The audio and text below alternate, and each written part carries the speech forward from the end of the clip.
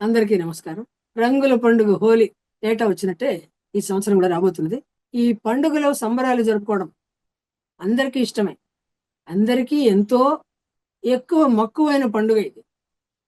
రంగులు చల్లుకోవడం ఒకళ్ళ మీద ఒకళ్ళు ప్రేమగా, స్నేహపూర్వకంగా ఇది జరగాల్సింది. పండుగలు రంగులు అమ్ముతుంటారు, తీసుకొచ్చేస్తాం అనమాట. తీసుకొచ్చేసి అవి జల్లుకుంటుంటాం. బకెట్లలో నీళ్లు పోసి అందులో రంగులు కలిపేసి పిచికారీ చేయడం, తర్వాత గ్లాసులతోటి చెంబులతోటి ఎత్తి ఎదుటి వాళ్ళ మీద పోసేయడం, ఇవన్నీ చేస్తుంటాం. ఇట్లా కాకుండా బజార్లో కొనుక్కునే రంగుల్లో రసాయనిక పదార్థాలు ఉంటాయి కాబట్టి అవి మన చర్మం మీద పడ్డందువల్ల దురదలు రావడం, ర్యాషెస్ రావడం, తర్వాత అవి పుండ్లుగా పరిణమించడం, ఇట్లాంటివన్నీ జరుగుతుంటాయి. తద్వారా ఏమవుతుందంటే హోలీ ఆడుకున్న సంబరం అంతా పోతుంది. భగవంతుడా, ఎట్లా వదిలించుకోవాలి, ఇట్లా అయిందే అని పశ్చాత్తాపడే జనం చాలా మంది నాకు తెలుసు. స్వయంగా నేను చూశాను చాలా మంది. అందువల్ల ఇంట్లోనే కనుక మనం రంగులు తయారు చేసుకోగలిగితే ఇంకేం పని లేదు, ఇదే పనే, అదేం కాదండి. ఇదే పనే కాదు, అదే పని. ఎందుకంటే మన ఆరోగ్యం కాపాడుకోవడం, మన చర్మ రక్షణ, ఇందులో సౌందర్య రహస్యం కూడా దాగి ఉంది కదా, పైగా ఆరోగ్య సూత్రం కూడా. అందుకని మనం ఏం చేయాలంటే ఇంట్లోనే ఆకులు, పూలు వీటితోటి మనం రంగులు తయారు చేసుకోవచ్చు. సాధారణంగా ఎట్లా ఉంటుంది అంటే పచ్చ, పసుపు, ఎరుపు ఇవి కాకుండా గులాబీ రంగు, ఇవి 4 రంగులు ముఖ్యంగా వాడుతూ ఉంటారు. పచ్చటి రంగుకి ఏం చేయాలంటే గోరింటాకు పొడి వాడాలి. మామూలుగా ఎండబెట్టిన గోరింటాకు పొడి బజార్లో దొరుకుతుంది. కానీ అందులో ఉసిరికాయలతో పాటుగా ఇంకా ఇతర రసాయనిక పదార్థాలు కూడా కలుపుతారు. అందువల్ల మనమే గోరింటాకు ఎండబెట్టి పొడి చేసుకుని సిద్ధంగా ఉంచుకున్నట్లయితే గోధుమ పిండి తీసుకుని సమానంగా గోరింటాకు పొడి కలుపుకుని పొడి రంగు తయారు చేసుకోవచ్చు. తేలికైన పచ్చరంగు అంటే లైట్ గ్రీన్ కలర్ తయారవుతుంది. ఇది చాలా ఆకర్షిస్తుంది అందరినీ. అందరూ ఆహ్లాదంగా ఈ రంగు వాడుకోవడానికి ఇష్టపడతారు అనమాట. దీన్ని చేతులతో దులిపేసుకున్నా పోతుంది, పెద్దగా ఒంటికి అంటుకోదు. అందువల్ల మనం ధైర్యంగా అయితే తయారు చేసుకోవచ్చు. నీటితో కలిపితే మాత్రం ఎంతో కొంత రంగు అంటుకోక తప్పదు. గోరింటాకు వద్దు అనుకుంటే తురాయి ఆకుల పొడితోటి రంగు తయారు చేసుకోవచ్చు అనమాట. ఇవి తడి రంగు కావాలి మనకు అని అనుకుంటే గనక 1 లీటర్ నీటిలో 2 పెద్ద చెంచాల గోరింటాకు కలుపుకోవచ్చు. పుదీనా, పాలకూర, కొత్తిమీర ఇట్లాంటివన్నీ కూడా రుబ్బి ఆ రసం కూడా మనం నీటిలో కలిపి పచ్చటి రంగు కోసం వాడుకోవచ్చు. ఇక పసుపు రంగు చూడండి. పసుపు రంగు ఏంటంటే 5 పెద్ద చెంచాల శనగపిండి, 2 పెద్ద చెంచాల పసుపు కలుపుకోవచ్చు. ఈ 2 కూడా చర్మానికి సురక్షితం, లాభదాయకం కూడా. సువాసన కోసం కస్తూరి పసుపు కూడా కలుపుకోవచ్చు. పసుపు యాంటీసెప్టిక్ కదా. ఉట్టి పసుపుని గోధుమ పిండి, శనగపిండి, యారో రూట్ పొడి, ముల్తాని మట్టి వీటితో కలిపి వాడుకోవచ్చు. ఇంకా సులభంగా పసుపును టాల్కమ్ పౌడర్తో కలిపి వాడుకుంటే కూడా తేలికైన ఎండు పసుపు పొడి తయారు. ఇక బంతి చామంతుల వంటి పసుపు రంగు పూల రేకులను ఎండబెట్టి పొడి చేసుకోవచ్చు. వీటికి శనగపిండి కలుపుకోవచ్చు, లేదా అట్లాగే సరాసరిగా వాడుకోవచ్చు. 2 పెద్ద చెంచాల పసుపు పొడి, తర్వాత 1 లీటర్ నీటిలో కలిపి పసుపు రంగు కూడా మనం పిచికారీ చేసుకోవడానికి వాడుకోవచ్చు. తడి రంగు అనమాట. బంతి చామంతి పూల రేకులను నీళ్ళలో 6-7 గంటల పాటు నానబెట్టి ఆ నీళ్లు మరిగించి చల్లార్చిన తర్వాత కూడా వాడుకోవచ్చు. పనస పూల రేకులను కూడా ఇట్లా నానబెట్టి నీటిలో కలిపి ఆ నీళ్లు మరిగించి పుట్టి నీరు మాత్రం వడపోసుకుని చల్లార్చి కూడా మనం వాడుకోవచ్చు. ఎర్ర రంగు పొడి తయారు చేసుకోవాలి. దీనికి ఎక్కువగా మందార పూలు వాడుకుంటూ ఉంటారు. ఎర్ర చందనాన్ని విశేషంగా వాడుకోవచ్చు. దీని పరిమళం అందరినీ ఆకర్షిస్తుంది, ఆనందంగా కూడా ఉంటుంది మనకి వాడుకోవడం.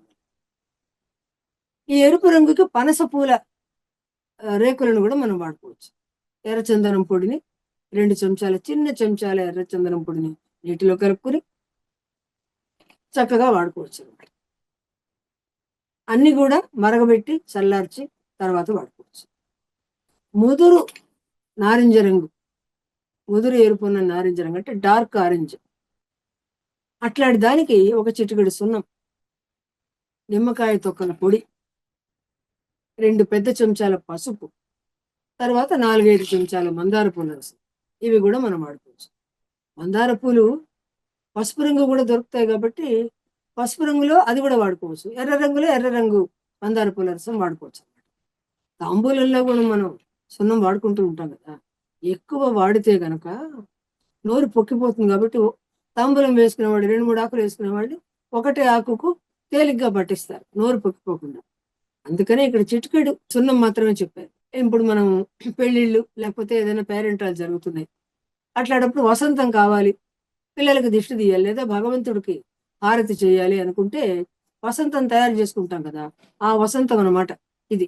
హోలీ ఆడుకునే ముందు ఎట్లాంటి జాగ్రత్తలు తీసుకోవాలి, హోలీ ఆడిన తర్వాత ఎట్లాంటి జాగ్రత్తలు తీసుకోవాలి చూద్దాం. హోలీ ఆడే ముందు తలకు బాగా కొబ్బరి నూనె పట్టించుకోవాలి. శరీరానికి కూడా, శరీరం, ముఖం, మెడ అన్ని చోట్ల బాగా పట్టించుకోవాలి. ముందు రోజే మనం కాస్త పాతపడ్డ బట్టలు కొన్ని పెట్టుకోవాలి ఆ రోజు కట్టుకోవడానికి. ఎందుకంటే వాటి మీద రంగులు పడ్డా కూడా మనకు పెద్ద ఇబ్బంది ఉండదు, పాత బట్టలే కనుక. ఇంట్లో హాల్లో తలుపులకి వాటికి ఉన్న తెరలు కూడా తీసి లోపల పెట్టాలి. పాత చీరలు, పాత దుప్పట్లు సోఫాల మీద వాటి మీద పెట్టుకోవాలి. కొందరు ఇళ్లలోకి వచ్చి రంగులు పోషిస్తుంటారు. అట్లాంటప్పుడు ఆ బట్టలు పాడవకుండా, సోఫా మీద ఉన్న కవర్లు అట్లాంటివి పాడవకుండా ఉంటాయి. తరువాత కళ్ళు, చెవులు, ముక్కు వీటిలోకి రంగులు పోకుండా జాగ్రత్త పడాలి. కొందరు ఏం చేస్తూ ఉంటారంటే గబగబా వచ్చేసి మీ ముఖం మీద రుద్దుతాం, తప్పనిసరిగా రుద్దుతాం అని అంటుంటారు అనమాట. అట్లాంటప్పుడు ఏం చేయాలంటే కళ్ళు, నోరు గట్టిగా పెదవులు బిగించేసుకుంటే వాళ్ళు ముఖానికి రుద్దినా కూడా లోపలికి పోకుండా ఉంటుంది, చర్మానికి ఇబ్బంది లేకుండా ఉంటుంది. చెవుల్లోకి కూడా రంగులు పోయే ప్రమాదం ఉంది. అందువల్ల ఏం చేయాలంటే చెవుల్లో దూది పెట్టుకోవాలి, చెవులకు బయట లోపల కూడా బాగా వ్యాజిలిన్ రాసుకోవాలి. ఇందువల్ల రంగుల ప్రభావం చర్మం మీద పడదు, అంతేకాకుండా ఆ రంగులు పడ్డా కూడా తొలగించుకోవడం సులభం అవుతుంది అనమాట. ఎట్లాంటివి వాడతారు ఈ హోలీ రంగుల్లో బయట అంటే engine oil, diesel, iodine, chromium, రాగి, సల్ఫేట్ వంటివన్నీ వాడతారు. కొందరు ఏం చేస్తారంటే పర్మనెంట్ బ్లాక్ కలర్ మన ముఖం మీద, ఒంటి మీద రాస్తామని వస్తుంటారు అనమాట. పర్మనెంట్ డై అంటారు. వెంటనే నీళ్లు, సబ్బు పెట్టి దాన్ని కడుక్కోకూడదు. అందుకు బదులుగా మంచి నాణ్యత ఉన్న క్లెన్సింగ్ మిల్క్ తోటి క్లీన్ చేసుకోవాలన్నమాట. గోళ్లకు లోపల బయట కూడా రంగులు అంటుకుని పోకుండా ఉంటాయి. అట్లాంటప్పుడు 2-3 సార్లు నెయిల్ పాలిష్ కోటింగ్ వేసుకోవాలన్నమాట. చేతుల గోళ్లకు, కాళ్ళ గోళ్లకు కూడా. పిల్లలకి ఏం చేయాలంటే పొడవాటి చొక్కాలు, ఫుల్ ప్యాంట్స్ వేసి కాళ్ళకి సాక్స్లు కూడా వేసుకోమని చెప్పాలి. పిల్లల్ని ఒంటరిగా వదిలిపెట్టకూడదు, మనం పక్కనే ఉండాలి పెద్దవాళ్ళు, లేకపోతే వాళ్ళు ఇష్టం వచ్చినట్టు పోసుకుంటారు తల మీద, కళ్ళ మీద. పని కట్టుకుని వచ్చి ఇట్లా జల్లుతారు అనమాట అకస్మాత్తుగా వచ్చి. అందువల్ల జుట్టుకు బాగా నూనె రాసుకోవాలని చెప్పాం కదా, టోపీ పెట్టుకోవచ్చు, లేదా దుపట్టా 4-5 మడతలు మడిచి కట్టుకోవచ్చు. పొడుగు జుట్టు అయితే మూడేసుకోండి, లేకపోతే జడేసుకోండి. ఇక పిల్లల విషయంలో చాలా జాగ్రత్తగా ఉండాల్సిమా, ఎందుకంటే వాళ్ళ పిల్లలు ఆటలు ఉత్సాహం ఎక్కువైపోయి రంగులు పోసుకోవడంతో చాలా ఉత్సాహంతో పాడు చేసుకుంటారు. వాళ్ళకు తెలియదు, కళ్ళకో ముక్కులకో వెళ్ళిపోయి నానా ఇబ్బంది పడతారు. ముక్కులకు వెళ్తే ఊపిరాడదు, తిప్పలు పడాల్సి వస్తుంది. ఎవరి మీద కూడా బలవంతంగా రంగులు పూయకూడదు. ఇక స్నానం చేయాలి. ఎట్లా స్నానం చేస్తారు అంటే హోలీ ఆట అయిపోయింది, ఇక మనం మళ్ళీ ఆడం, ఇక్కడితో ముగించాం అనుకున్నప్పుడే వెళ్ళాలి స్నానానికి. లేకపోతే ఒకసారి వెళ్ళి స్నానం చేసి మళ్ళీ వచ్చి రెండోసారి ఆడి మళ్ళీ స్నానం చేసినట్లయితే జుట్టు రాలిపోయే ప్రమాదం ఉంది, చర్మానికి ర్యాషెస్ రావడంతో పాటు చర్మం నల్లబడే ప్రమాదం కూడా ఉంది. బురద, మట్టి ఇట్లాంటి వాటితోటి అస్సలు ఆడకూడదు, ఈ హోలీ ఆడకూడదు. ఒకవేళ మీద పడింది అనుకుంటే గనక ఇది తుడుచుకోవడానికి ఇబ్బంది కలుగుతుంది, నీళ్ళు ఎక్కువగా వాడాలి, చర్మానికి ఇబ్బంది. స్నానం తర్వాత కూడా పాత బట్టలే కట్టుకోండి. ఎందుకంటే చర్మం మీద ఇంకా అడుగు బొడుగు రంగులు అంటుకుని ఉంటాయి. అవన్నీ ఆ బట్టలకు అంటుకున్నా మనకేం ఇబ్బంది లేదు. ముఖం మీద ఉన్న రంగులు, ఒంటి మీద ఉన్న రంగులు ముందు ఏం చేస్తారంటే పాత బట్ట తీసుకుని తుడుచుకోండి. లేదా నూనెలో తడిపిన బట్ట లేదా నూనెలో తడిపిన దూది వాటితోటి మెత్తగా తుడుచుకోవాలి. అప్పుడు చర్మం కూడా మండకుండా ఉంటుంది. స్నానం చేసే నీటిలో పటిక వేసుకోవాలి. పటిక వేసుకుంటే ఆ రంగులు సులభంగా వదిలిపోతాయి. చర్మానికి కూడా మేలు కలుగుతుంది. ఏదైనా పిండి, పసుపు, నూనె వీటిని కలిపి ముద్ద చేసి శరీరానికి లేపనం చేసుకోవాలి. అట్లా చేసుకున్నట్లయితే పోతుంది, రంగులు పోతాయి. బట్టలు ఉతికే సబ్బు, కిరసనాయిలు, పెరుగు వీటిని రంగులు పోగొట్టుకోవడానికి ఎంత మాత్రం వాడకూడదు. గ్రీస్ కానీ ఏదైనా ఆయిల్ పెయింట్ కానీ ఎక్కువగా అంటుకుంటే తెల్ల నువ్వులు నానబెట్టి రుబ్బి ఆ ముద్దను ఒంటికి లేపనం చేసుకుని ఓ పావు గంట తర్వాత స్నానం చేయాలి. చిన్నపిల్లలకైతే పచ్చి పాలు, క్లెన్జింగ్ మిల్క్ కలిపి ముఖానికి రాయాలి. మెత్తటి తడి టవలు, మెత్తటి దూతితోటి వాళ్ళ ఒళ్ళు, ముఖం అవన్నీ తుడవాలి.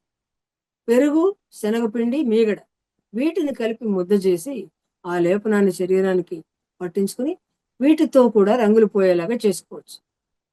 షాంపూ చేసుకుని కాసేపు ఆరబెట్టుకుని 2 కోడిగుడ్ల తెల్ల సొనను తల మీద పోసుకుని తర్వాత రెండోసారి షాంపూ చేసుకున్నట్లయితే తలకు అంటుకున్న రంగులన్నీ కూడా పోతాయన్నమాట. స్నాన ప్రహసనం అయిన తర్వాత చందనం, పెరుగు కలిపి పలచగా శరీరానికి లేపనం చేసుకోవాలి. చేసుకున్నట్లయితే చందనం వల్ల చర్మానికి చల్లదనం కలుగుతుంది. దానివల్ల ఆరోగ్యం, సువాసన కూడా ఉంటుంది కదా. ఇట్లా చేసినందువల్ల ఆరోగ్యము, ఆనందము. కనుక ఇటువంటి జాగ్రత్తలన్నీ తీసుకున్న తర్వాత ఎవరినైనా రండి హోలీ ఆడుకుందాం అని పిలవండి.